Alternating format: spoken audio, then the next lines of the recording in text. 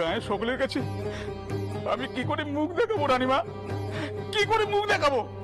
তোমার মেয়ে এমন কোনো কাজ করেনি যাতে তুমি সবার সম্মুখে মুখ দেখাতে পারবে না।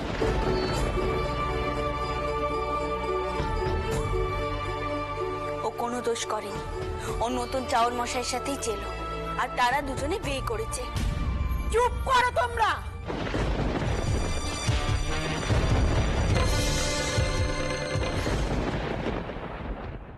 আপনি আমাকে এভাবে আটকাতে পারেন না। যা হবার হোক, কৃষ্ণকান্ত আর সৌদামিনীর বিয়ে আমি দিয়েই ছাড়বো। নতুন করে বিয়ের আয়োজন করব।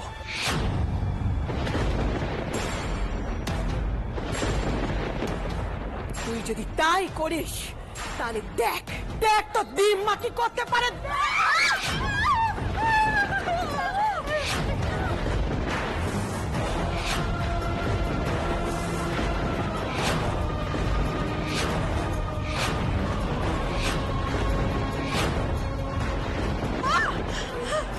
এই তো সবে শুরু। কি অমঙ্গল, কি অমঙ্গল! গুরুজনের রক্তপাত! এই এই সুবলাই, বাউকে মেয়েটাকে তাড়া তাড়া! ও দিদি, দেখো দেখো কি সব হচ্ছে! ও দেখো কি হচ্ছে? আপনি তাড়াতাড়ি কমপ্লেন করছেন, খবর দিন। খুব রক্ত বেরোচ্ছে, তাড়াতাড়ি যান। এই এই কে কোথায় আছিস? শিগগিরই কবিরাজ মশাইকে খবর দে।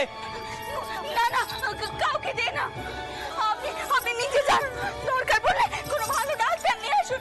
আপনি তাড়াতাড়ি যান, দাঁড়িয়ে থাকবেন না, যান। সব তো সামার, আমি দোষী। আমার জন্য সবকিছু হয়েছে, সবকিছু আমার জন্য হয়েছে। তাই তাই তোমারই দোষ। আমার সংসারটা ভেসে গেল, কি সর্বনাশ হলো গো।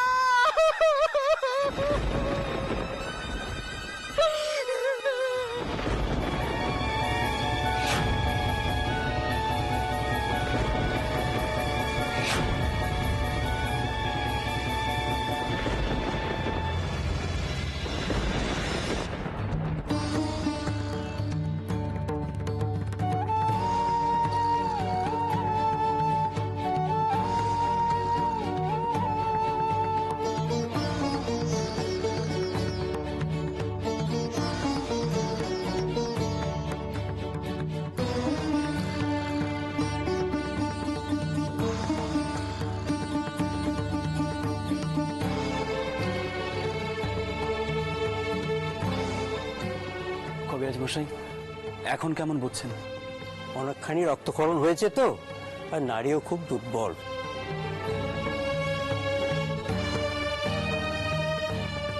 কিছু মনে করবেন না, মাইমা বাঁচবেন তো? যদি জ্ঞান ফেরে তো নিশ্চয়ই বাঁচবেন। বয়স কম হলে জোর দিয়ে বলতে পারতুম যে সুস্থ হয়ে যাবেন। এই বয়সে অনেকটা ধকল গেল তো, তাই। জ্ঞান ফেরার আশা আছে তো কবিরাজ মশাই? জ্ঞান ফেরবার আশা নিয়েই তো চিকিৎসা করছি। ওই যে কথায় বলে না, যতক্ষণ শ্বাস ততক্ষণ আশ। শ্বাস তো চলছে।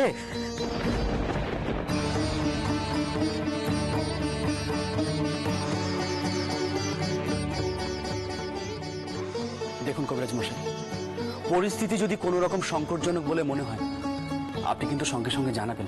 নিশ্চয়ই জানাবো ছোট কর্তা। আপনি আপাতত আমার উপর ভরসা রাখুন।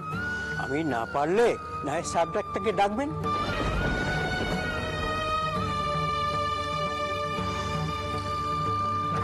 দেখেছো মা কেমন চোখের জল ফেলছে, একেবারে বেসে গেল চতুর্দিক।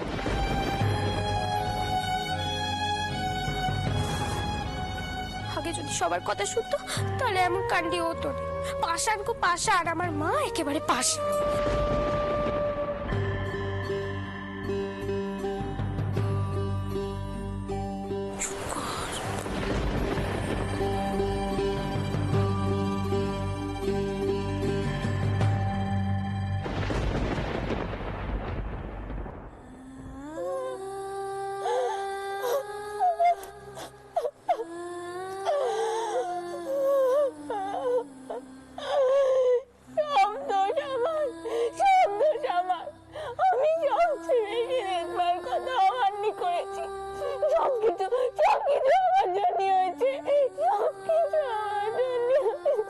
ছোট বৌমা,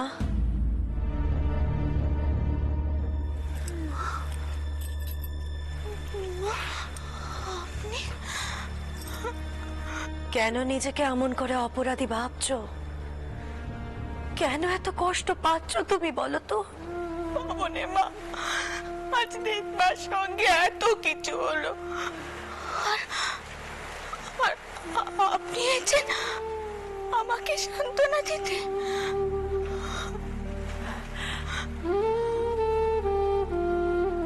ছোট বৌমা, আমি যে শুধু তোমার শাওরি নই গো মা, সেই 11 বছর বয়সে তোমার সৌটাওর তোমাকে এ বাড়িতে বউ করে নিয়ে এলেন। তোমার সব দায়িত্ব আমার হাতে তুলে দিলেন। সেদিন থেকে আমি যে মনে মনে তোমাকে মেয়ে বলে মেনেছি। আজ আমার মেয়ে যদি কোনো অপরাধ করত, মা হিসেবে আমি কি তার পাশে গিয়ে দাঁড়াতুম নে? তাকে সান্ত্বনা দিতুম নে? আমি তো তাকে বোঝাতুম। আমার লক্ষ্মী মা, আমার সোনা মেয়ে, যা হওয়ার হয়ে গেছে, অমন করে আর দুঃখ পেও নে মা। কিন্তু মা, আজ যদি দিনবার কিছু ভালো মন্দ হয়েছে তো? কবরেজ মশাই তো বলেছেন ভয় পাওয়ার কিচ্ছুটি নেই।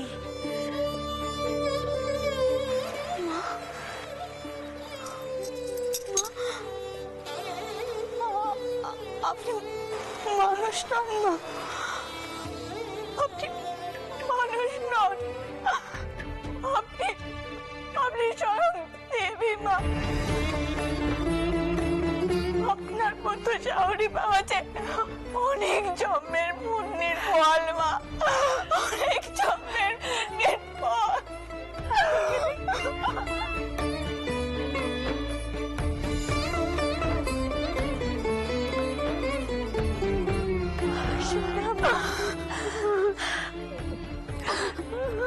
আমি তো বলছি তোকে, যা কিছু হয়েছে তাতে তোর কোনো হাত ছিল না রে, তোর কোনো হাত ছিল না মা। আমি তো আমার মাকে চিনি। আমার মা বড্ড চেতি ধরনের মানুষ।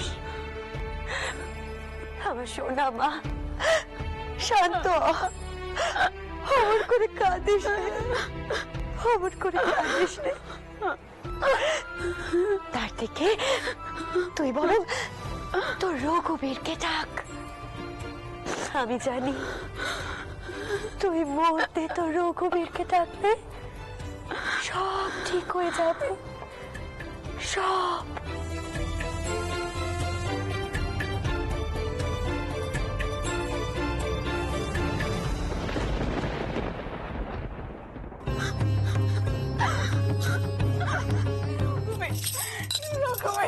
দিনবার যেন জ্ঞান ফিরে আসে, রকমের জ্ঞান ফিরে আসে, আমার কারণে যেন দিনবার চলে না যান। রকমে তুমি তো অন্তর্যামী, রকমে তুমি তো খুব ভালো করে জানো আমি কখনো কোনো মানুষের ক্ষতি করি না, কখনো কোনো মানুষের মন্দ চাইনি। তবে আমার কারণে সব মানুষ কেন কষ্ট পায়, রকমের কেন কষ্ট পায়? আমি হয়তো দুজন মানুষের প্রাণ রক্ষা করেছি, কিন্তু তা বলে আর একজনের প্রাণ চলে যাবে, তা তো হতে পারে না রঘুবীর, তা তো হতে পারে না। তুমি সারা দাও রঘুবীর, কোথায় তুমি রঘুবীর? তুমি সারা দাও রঘুবীর। দিদি, তুমি এমনটা করো না দিদি, তোমার কোনো দোষ নেই, তোমার জন্য কিচ্ছুটি হয়নি। তুমি কেন এমন করে হাউতাশ করছো দিদি? কেঁদো না তুমি। আমার খুব জেদ, তাই না রে সরোজ? আমি যদি জেদ না করতাম তাহলে তো এমন ঘটনা ঘটতো না। খুব জেদ আমার, খুব জেদ আছে বলেই তো আজ কত মানুষের প্রাণটা বেঁচে যাচ্ছে দিদি, বিপদ থেকে উদ্ধার পাচ্ছে। তুমি যদি সকলের বিরুদ্ধে গিয়ে জেদ করো আর সেই জেদে যদি অনেক মানুষের উপকার হয় তাহলে তো ভালো দিদি। তুমি কেঁদো না দিদি, শান্ত হও দিদি, তুমি কেঁদো না। বউ, এদিক মানে আয় দেখিনি, ছোটর দেখাশোনা করতে হবে। তুই ছাড়া এমন সেবা কেউ তো করতে পারবে না।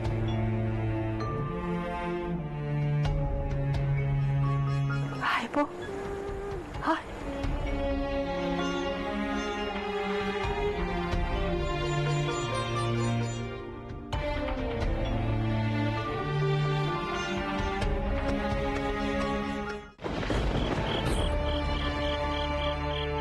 এবার অনুমতি দিন ছোট কর্তা, আমরা এই বাড়ি ছেড়ে চলে যাই। আমাদের ঘিরেই তো যত অশান্তি। বিয়ের আগে আপনারা জানতেন না যে সমাজ আপনাদের দোহাতে বরণ করে নেবে না, সমাজে ঝড় উঠবে? জানতুম, সবকিছু জেনেই আমি সৌদামিনীকে গ্রহণ করেছিলাম, কিন্তু কিন্তু আমাদের জন্য আপনাদের আর কোনো বিপদ হোক তা আমি চাই না ছোট কর্তা, চাই না।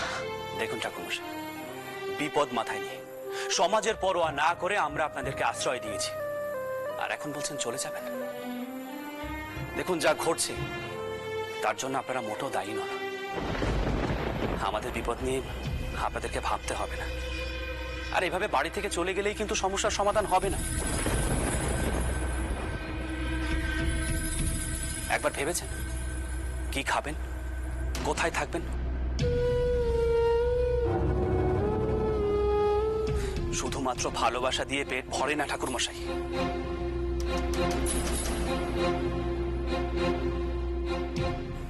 আপনার স্ত্রীর ভরণ পোষণের দায়িত্ব আপনারই। আপনাকে কেউ কাজ দেবে না, যে কাজ দেবে তাকে একঘরে করে দেওয়া হবে।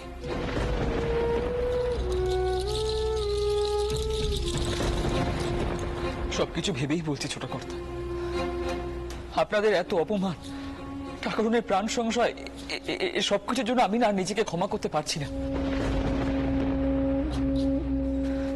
একবার একবার পথে নেমে দেখি না যে ভাগ্য আমাদের কোন পথে নিয়ে যায়।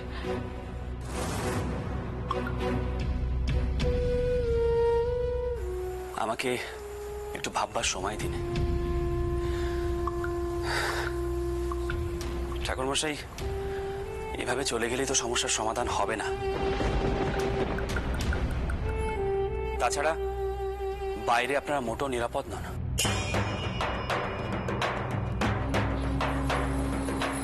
আপনাদের বৌরানীমা আপনাদেরকে আশ্রয় দিয়েছেন, তার সঙ্গে একটু আলোচনা করার প্রয়োজন।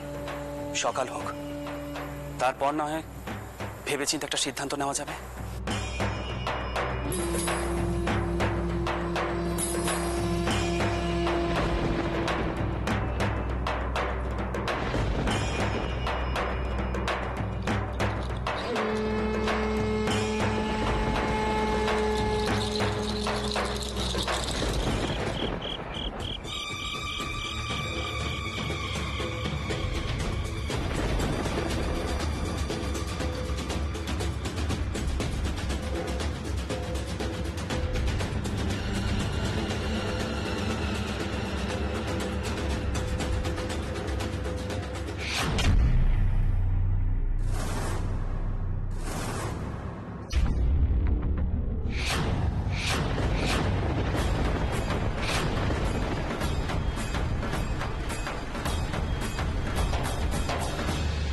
কি অভয়,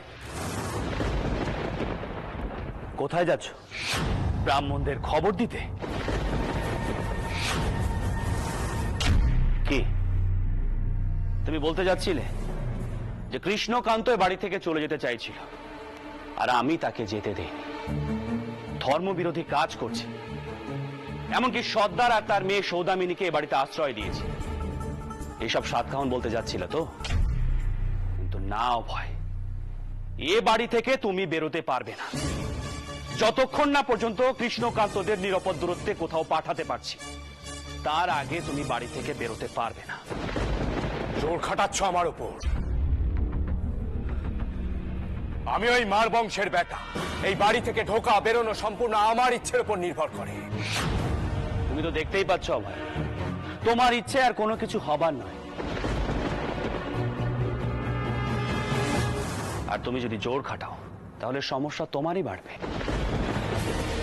লেঠেলদের আমি হুকুম দিয়েছি, আমার অনুমতি ছাড়া তুমি বাড়ির বাইরে একটা পাও রাখতে পারবে না।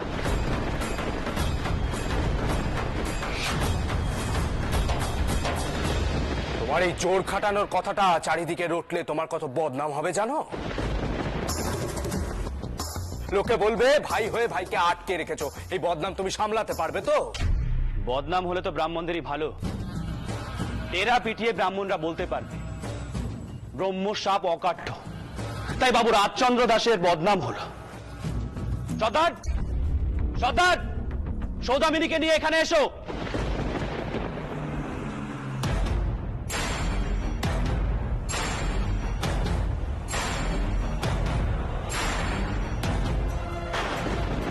সর্দার, আমার লোকেরা তোমাদেরকে নিরাপদ জায়গায় রেখে আসবে। তুমি তাদের সকলকেই চেনো। তুমি তোমার মেয়ে আর জামাইকে নিয়ে রওনা দাও। আর সর্দার, মনে কোনো গ্লানি রেখো না।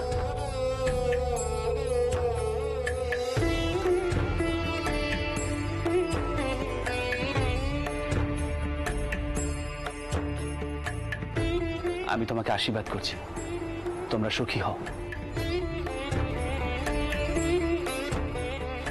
আমি তোমাকে কথা দিচ্ছি মা, তোমাকে রক্ষা করার দায়িত্ব আমার।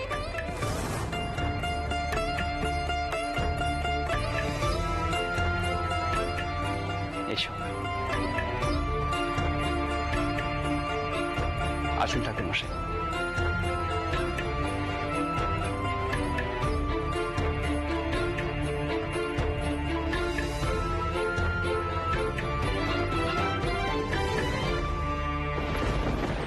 কাজটা কিন্তু তুমি ঠিক করছো না দাদা। এই, তোমরা এখন এসো।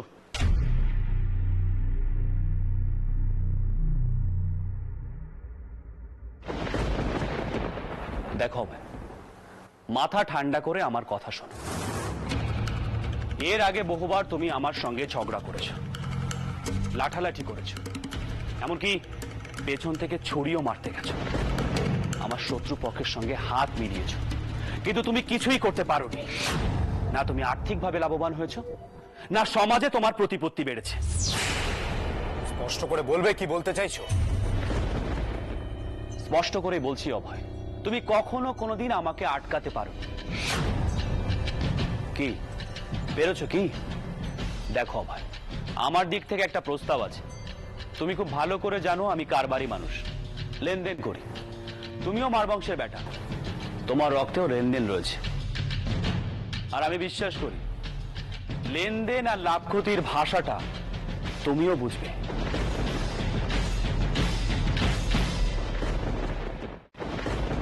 তুমি তো ভালোভাবে বুঝতে পারছো তুমি আমার পাতা ফাঁদে পা দিয়েছো। আমি খুব ভালো করে জানতাম কৃষ্ণকান্তের এই খবরটা তুমি ব্রাহ্মণদের দিতে যাবে, তাই সদরে আমি পাইকদের প্রস্তুত রেখেছি। জাগে, এখন আমি যা বলছি সেটা তুমি মন দিয়ে শোনো। আর তুমি যদি আমার কথা শোনো তাহলে লাভটা তোমারই বেশি। দেখো ভাই, তুমি এখন ব্রাহ্মণদের কাছে যাবে, তাদের গিয়ে বলবে কৃষ্ণকান্ত রাতেই চলে গেছে। আর এই কাজটা আমি আমার জন্য করতে বলছি না, তুমি খুব ভালো করে জানো ব্রাহ্মণদের এই বিধান টিধানের আমি পরোয়া করি না। কিন্তু মা, ফুলচাকমা, দিদমা, এরা সবাই ভয় একেবারে কাতর হয়ে পড়েছেন। রানীর মনের অবস্থাটাও আমি বুঝতে পারছি। বাড়িতে যদি জনার্দনের পুজো না হয় তাহলে মা, ফুলচাকমা একেবারে ভেঙে পড়বেন। আর তাই তোমাকেই ব্রাহ্মণদের কাছে যেতে হবে, তাদের গিয়ে বলতে হবে তারা যেন তাদের বিধানটা পাল্টে দেন।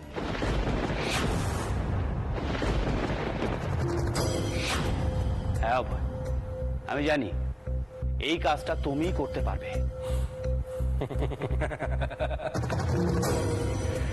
ভয় পেয়ে গেলে তো? তুমি তো ব্রাহ্মণদের বিধানের পরোয়াই করো না। হ্যাঁ সত্যি, ব্রাহ্মণদের বিধানের আমি পরোয়া করি না, আর ভয়ও পাই না। কিন্তু মেয়েদের এই দুশ্চিন্তা কষ্ট আমি সহ্য করতে পারছি না। বুঝলাম, তাতে আমার লাভ? লাভ দুটো। লাভ এক, নতুন কারবারের জন্য টাকা পাবে। লাভ দুই, দুটো আড়ত পাবে। লাভের অঙ্কটাই বেশি হয়।